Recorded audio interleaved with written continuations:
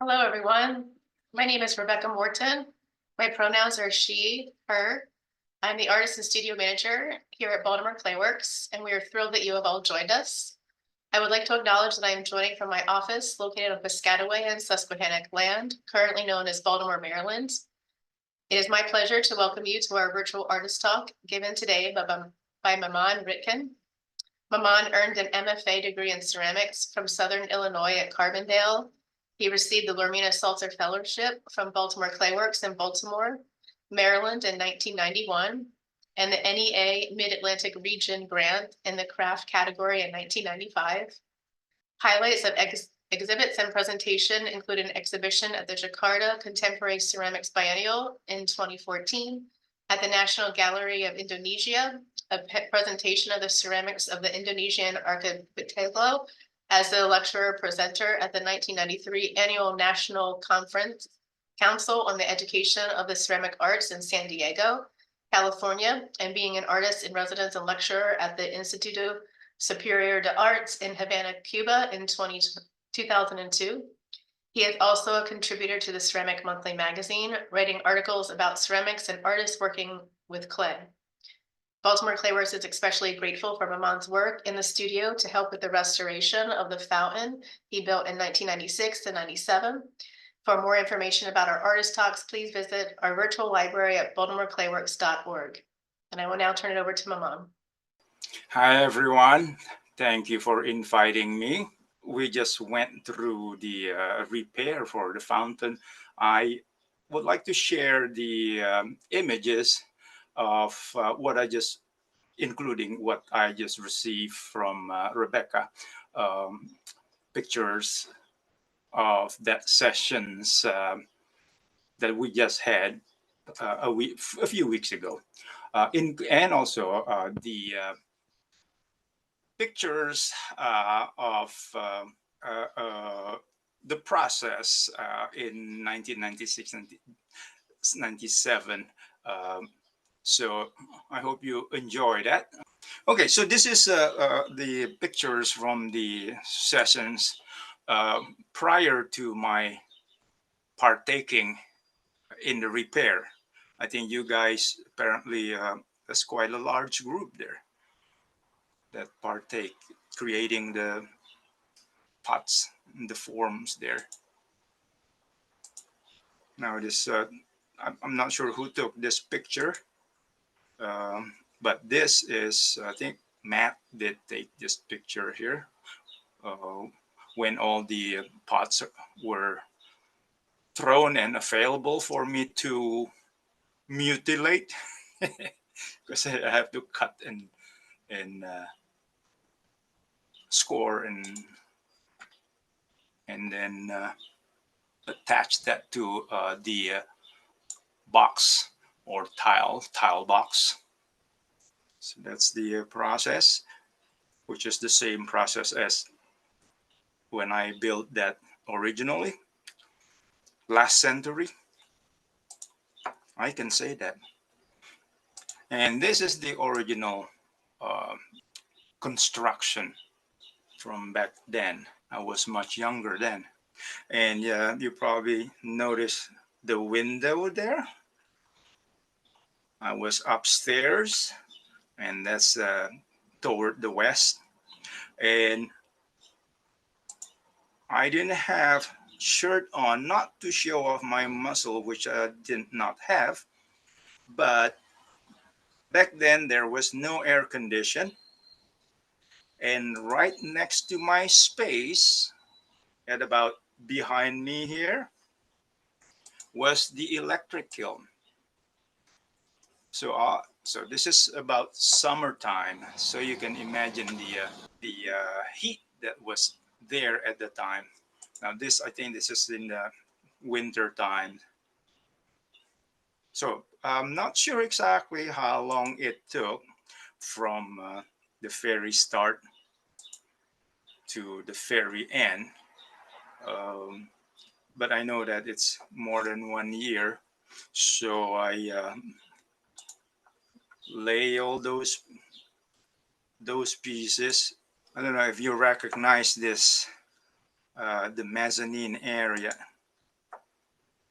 Now this is to this facing south there, and I believe this is where the electric kiln was.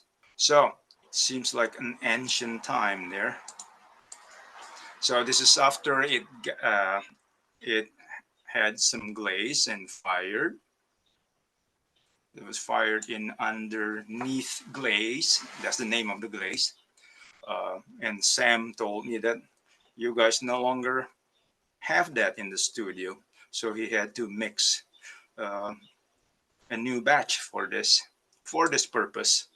And you notice that the marking, so I can identify. Oops, I guess can identify the location once it is put together. So it was a very laborious process. Actually, I kept wondering uh, during the last session uh, when we did the session to do the repair, where I had my energy from, but I managed to do that. So this is after it got fired, and of course, right now the yard in front of the building here, which probably right now is a new addition here around here. But anyway, back then, 1996 or 97, nothing there, and there's a pig here, and there's somebody's metal sculpture there.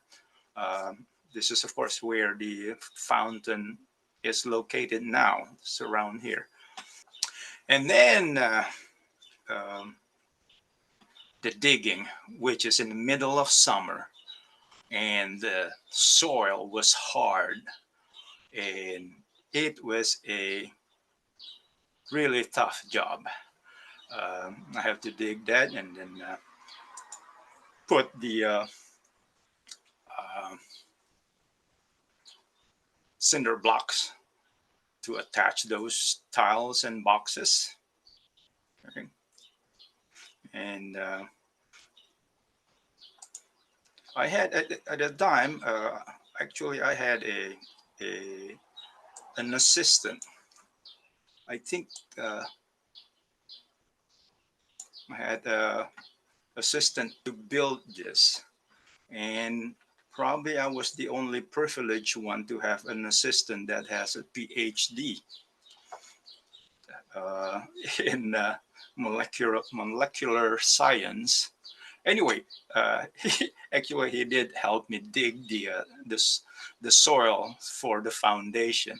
It's kind of interesting. He was interested in clay as well, and at one point, in fact, he was a member of the board of directors. No, no, not board of directors. What? Yeah, it's a member of the boards. Yeah. So the building continues in the heat. Now, um, just want to mention something here. This one here, which it used to have lights in it. I don't know if it does have lights now, but anyway, it was intended for a piece that Volker Schoenflies had made, but unfortunately, for some reason, I don't know, it's a miscalculation, the shrinkage, and it did not fit into this. So I had to ask somebody else's to replace that. I think it was Carol's. I don't know if it is still there. Carol Grant, and I know that Volker was disappointed because of that, because that's the only piece that he created for this fountain, and it did not manage to uh, to be in there. Anyway, there's a little story behind it.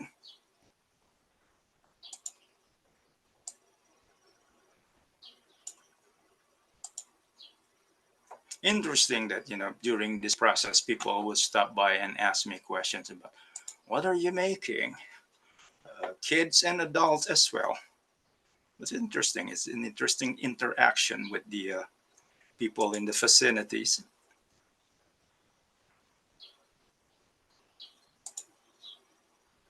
And actually, some Actually, practically visit every day just to see the progress.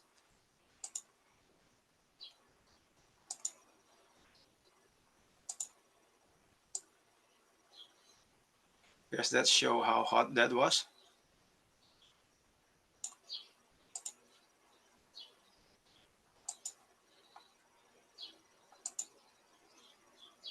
So that's the trough.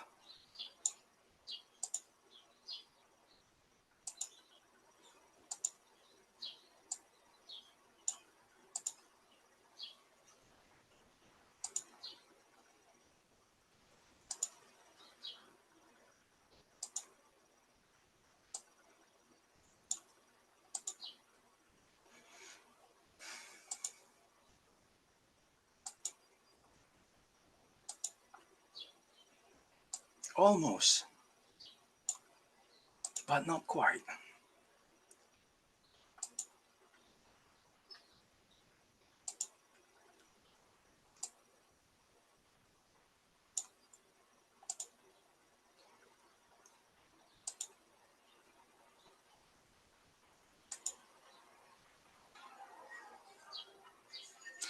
Now that's a picture of Anne Margaret, um, studio member.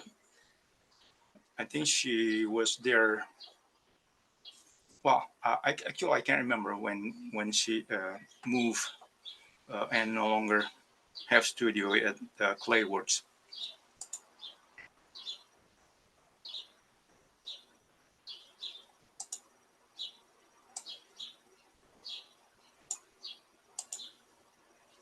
That's the top part.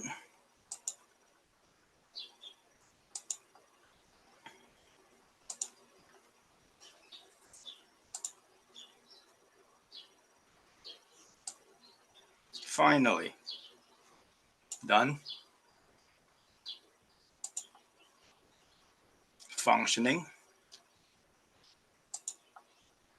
water pouring,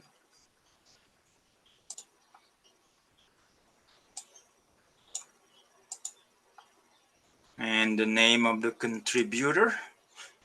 I suppose a new plaque needs to be made for the additional contributors, those who had created pieces for the repair. That's after Sam provided flowers.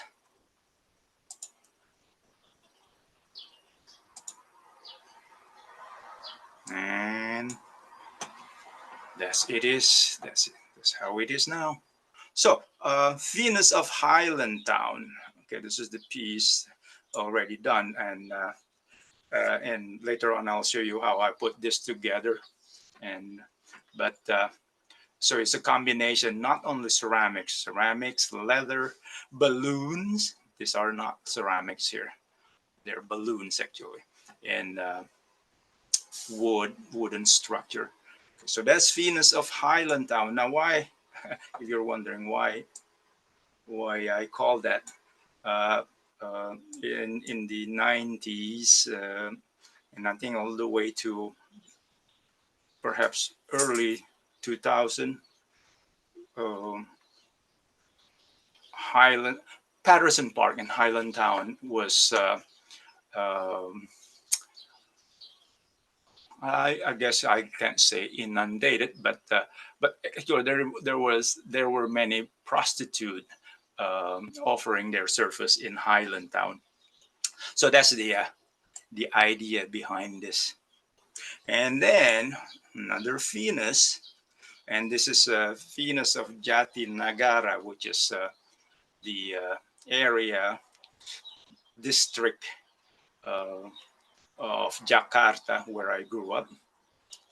So it's pretty much similar idea, and also notice that I like stacking things up, like creating structure just like a bricklayer, putting together, stacking this up, stacking those up to create something, and also uh, small elements that, in this case, uh, background that is relates to the theme here, and the same form you see in the fountain here. it's built in the same way.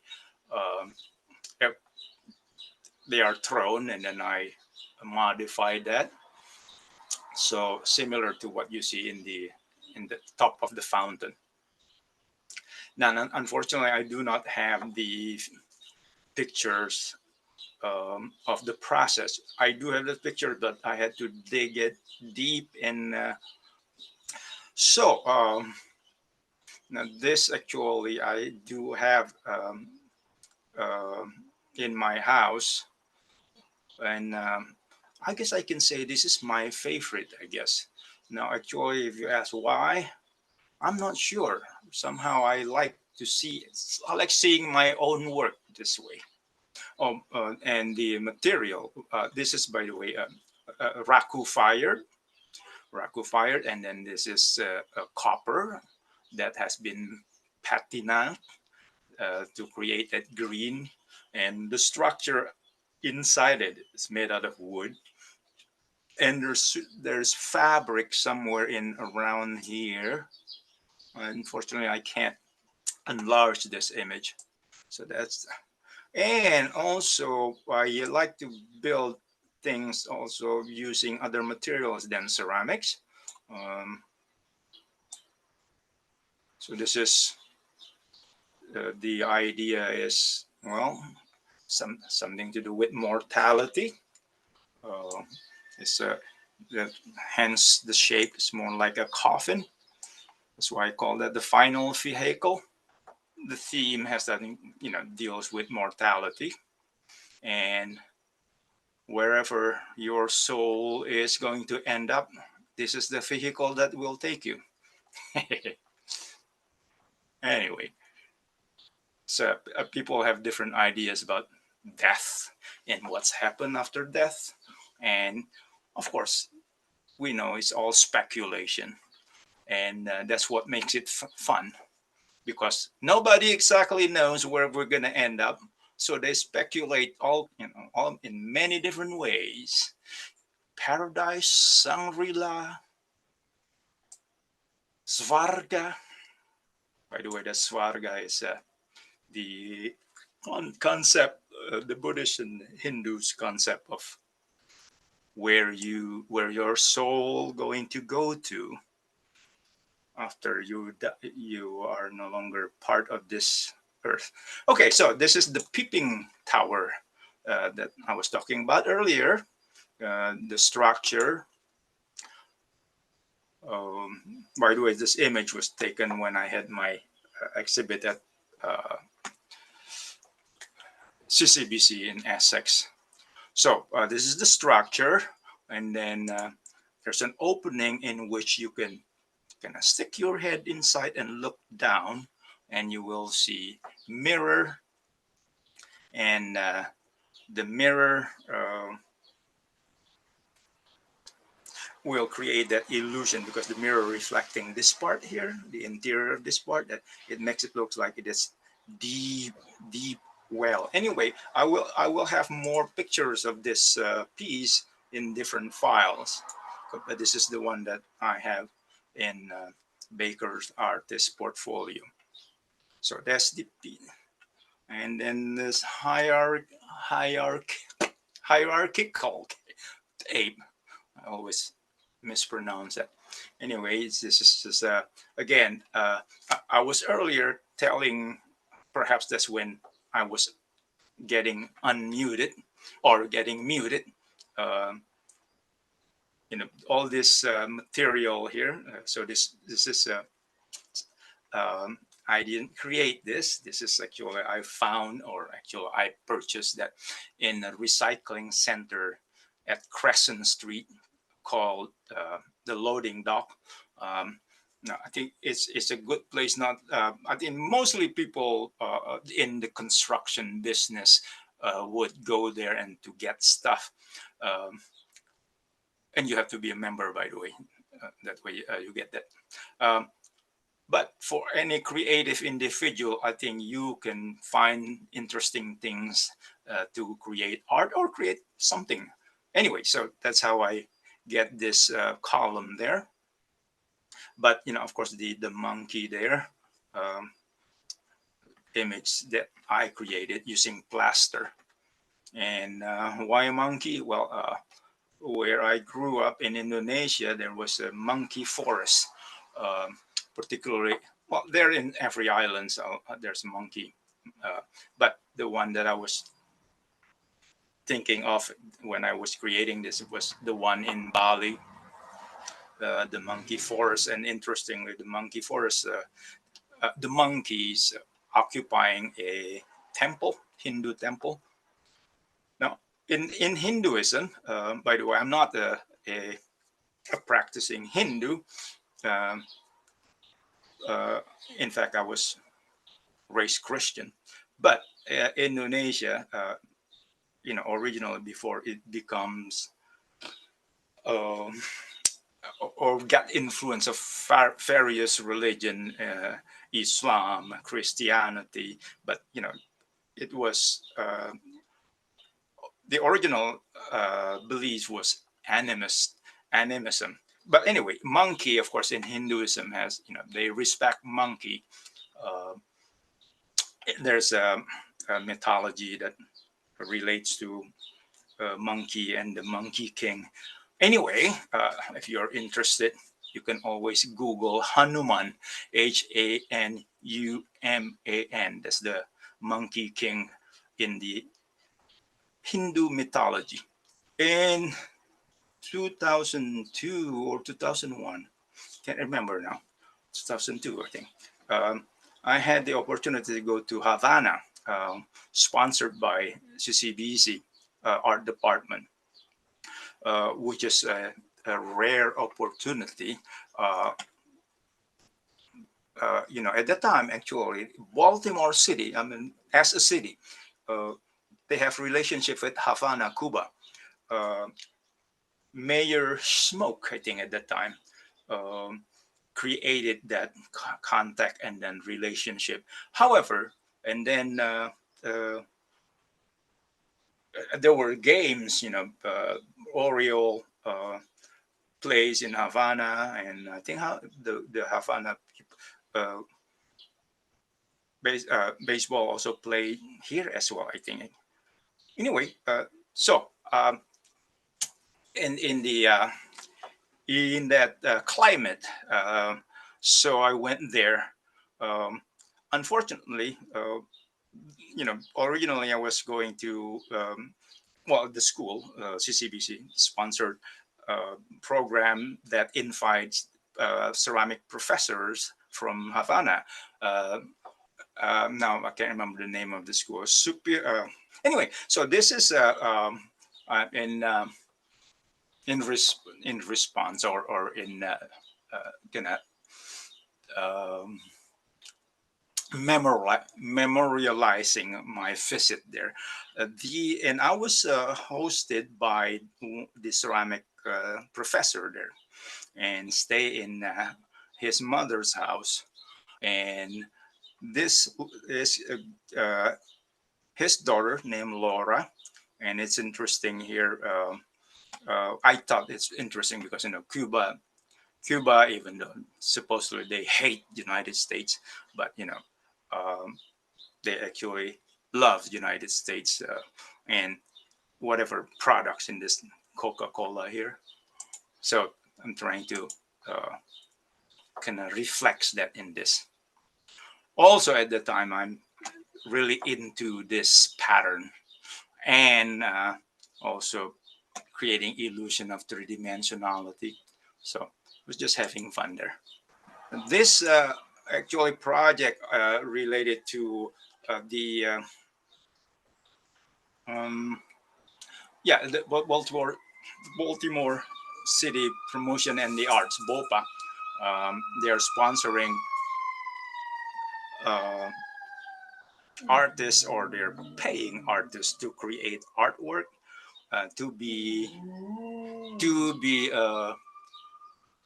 attached on the bus, on the rear part of the bus. So I created this one, and I can't remember how long the picture was uh, attached to one of the buses there. Perhaps about 2 years, perhaps. All right. Now this is a ceramics, terracotta, with leather. I like to work with leather as well. Um, Leather has some connotation. Um, I think those who are into S&M, they have all kinds of things made of leather. But in my case, I just like leather because it is much more malleable, um, and also functional. But of course, in this case, it's not about function here.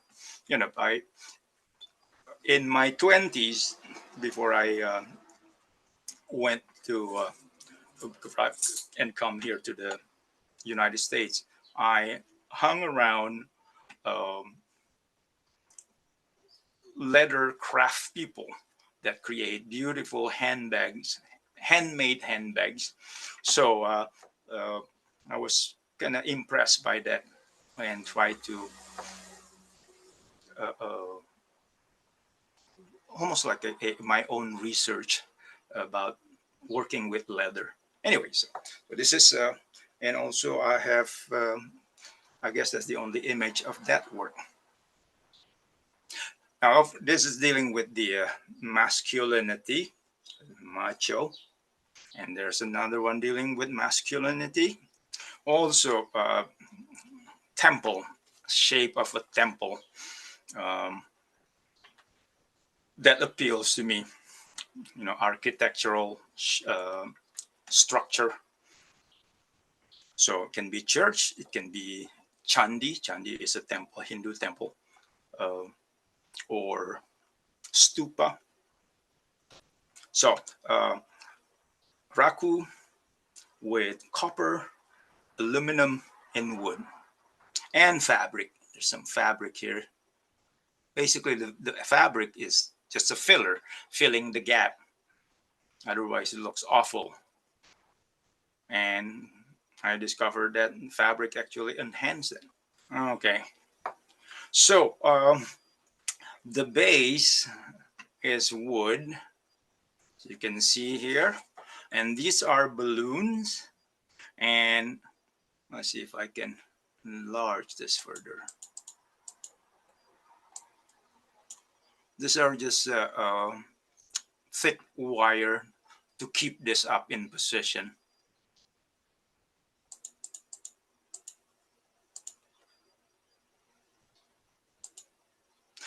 And of course, these are ceramic pieces, um, just bisqueware, and then I cover that up with gold leaf, so it looks like gold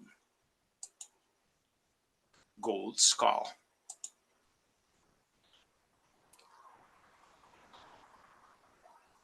And of course, this is thrown pieces that I have been that I have altered into shape of a female figure, and then I uh, um, uh, embellish them with leather corset.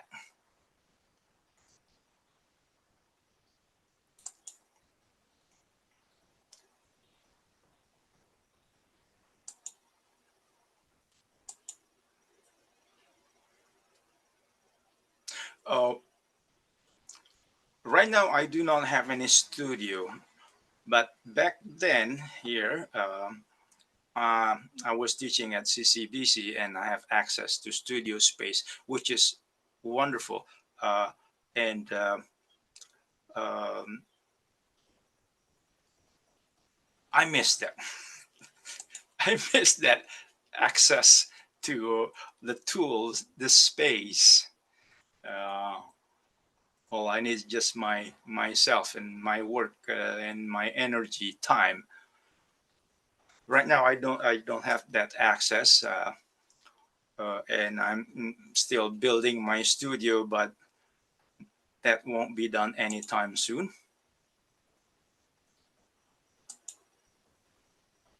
I think this is completely uh, put together there and was exhibited during the faculty show in CCBC Essex.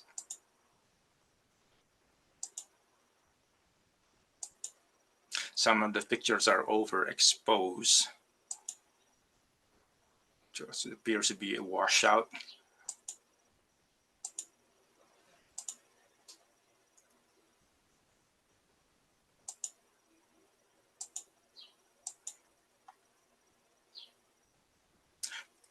You can see some other works also are done by other faculty members there. I think this is David Friedheim. And I'm not sure who's this one here. Perhaps Sharon.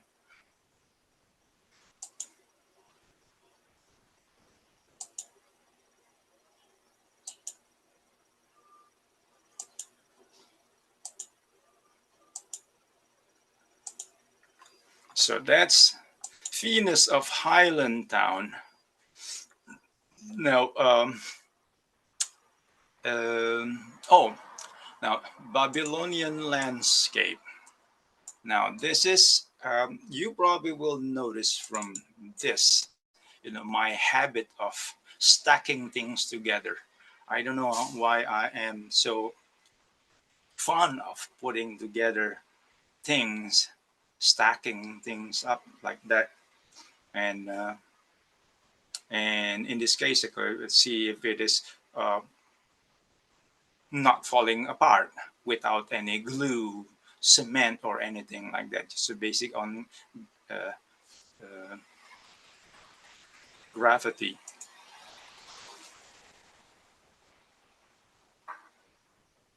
So I don't know, perhaps it's not exactly like the fountain, but it is basically putting things together, smaller things into a larger pieces. Again, all these pieces are, well, most of them are thrown and then altered. Um, and then this is a cast. It's using plaster cast and then press clay onto it. Now, why did I make this piece? Um, at that time, the US invaded Iraq. Hence, this uh, sculpture called Babylonian landscape.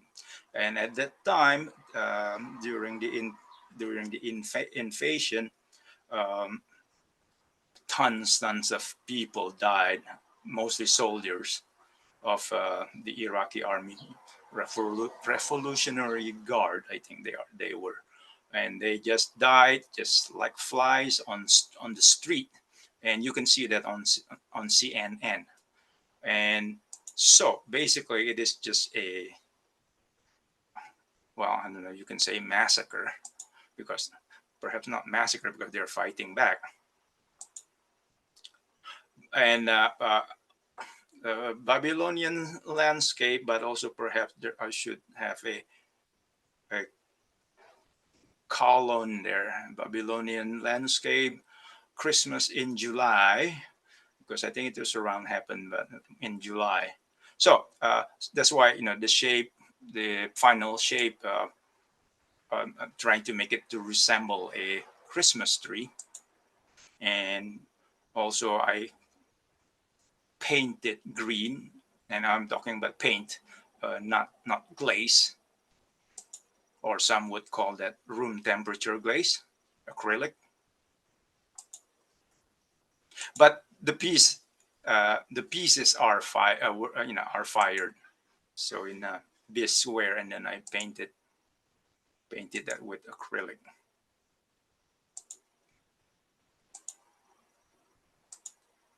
Now again, being associated with an academic institution, CCBC, uh, so I did this in in conjunction with teaching ceramic students how to do casting or press mold, of course, throwing as well. So that makes it easier in putting or creating this piece. And this was exhibited at Clayworks on the corner of the gallery. And the gallery was already built in that north side of the Clayworks building. Oh, I think that's it. Now this I created at Clayworks. Not can't remember the year. Um, you probably noticed that I am fond of this pattern. Uh, that's probably because I was exposed to Harris Deller, the main ceramic professors in Southern Illinois University at Carbondale. He used this pattern, and his his inspiration is based on Celtic carving, um, and uh, you know they have stela, stone stela that carved with this sort of pattern. But anyway, but I like looking at it. But also, in my case, there are many Asian fabrics that use this kind of pattern, you know, to uh, to describe water, and mostly water, not cloud. Cloud is a different pattern. Anyway, so that's sometimes I ask myself, why do I like this?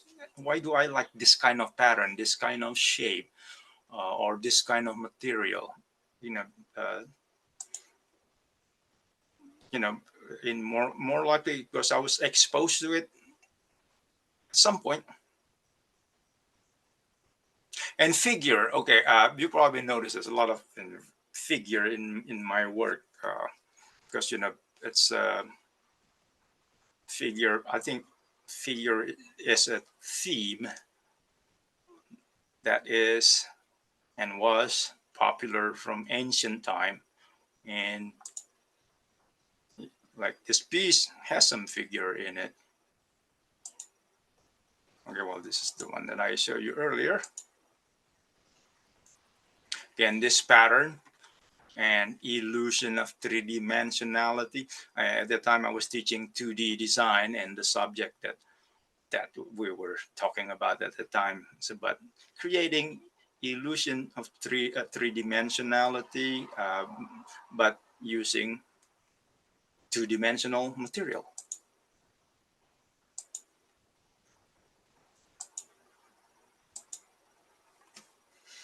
Now, this is the piece that I was talking about earlier. I think you can now, yeah. So when you stick your head into that opening, that window, this is what you would see. It's illusion of a deep, deep well. Even though I think the glass is here. Okay, this is the edge of this glass here. You probably can see the line there. But if you, uh, I think most people don't really immediately catch this line here because they immediately get uh, immediately awed by the depthness or the illusion of depth in this. So that's what you would see. Now, my camera is too far in there, but if you just have your head just gonna in the window area, you won't see this. Um, it is more convincing. That's what I'm trying to say. More convincing illusion of depth. Well, additional piece that I created at Baltimore Clayworks during my, I guess you can say that tenureship of the being a fellow, the Lormina Salter.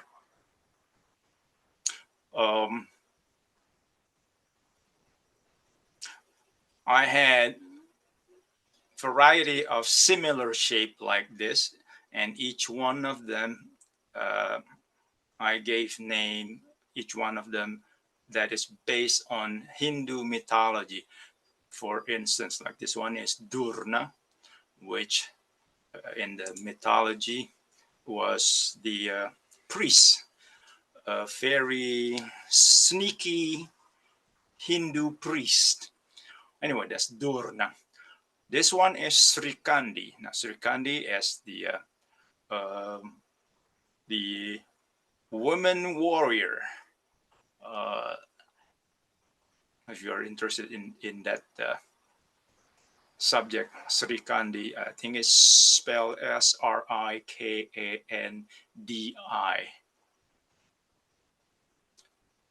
Even though I was not raised as Hindu, but Hindu mythology is very prevalent in Indonesian society. If you go to Jakarta, you see Hindu-based sculptures, humongous one, um, based on Hindu mythology. Anyway, and this is a series of that macho uh, piece, sculpture or pots or uh, similar material, raku, copper. This is a part of it that I had shown you earlier. You can display this either way, upside down or right side, right side, right side up. And this is part of the detail of another one, and similar piece that I made, which is called Dream of Sarasvati. Again, Sarasvati is also one of the Hindu goddesses that you can find in Hindu mythology. This is the complete piece there.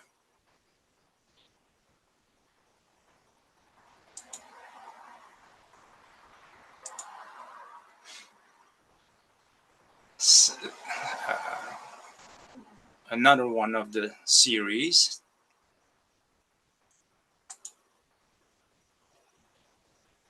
Now this is you'll probably see the obviousness of the gender reference there, as opposed to the other one earlier.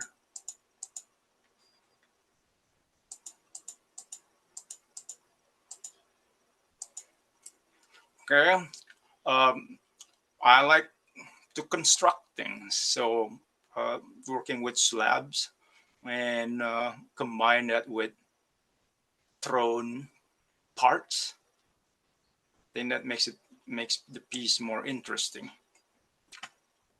Now this is piece actually is early in my uh, uh, uh, my participation or my tenureship of as a fellow in Baltimore Clayworks. There was a program. I can't remember who uh, sponsored that. Um, perhaps it was perhaps that it was George, which I think earlier I saw his name there. Um, uh, that sponsoring a collaboration between artist that works with different materials. So I was paired with a, a woman from Peru, um, Peruvian American, uh, and she was a sculptor, sculpt, sculptor, uh, working with. I guess you can call that soft sculpture, because she used feather, fur and things like that. Anyway, the idea was to collaborate and come up with one piece that well, it's a collaboration. Unfortunately, I think we both are too strong-headed that uh, we ended up with creating a separate pieces instead of one piece. Um, and so this is what I ended up with, is just basically a sconce lighted, so you can see there's a wire here. Oh, you can't see that. Well, there's a wire here for the line, electric line, so there's some lights there.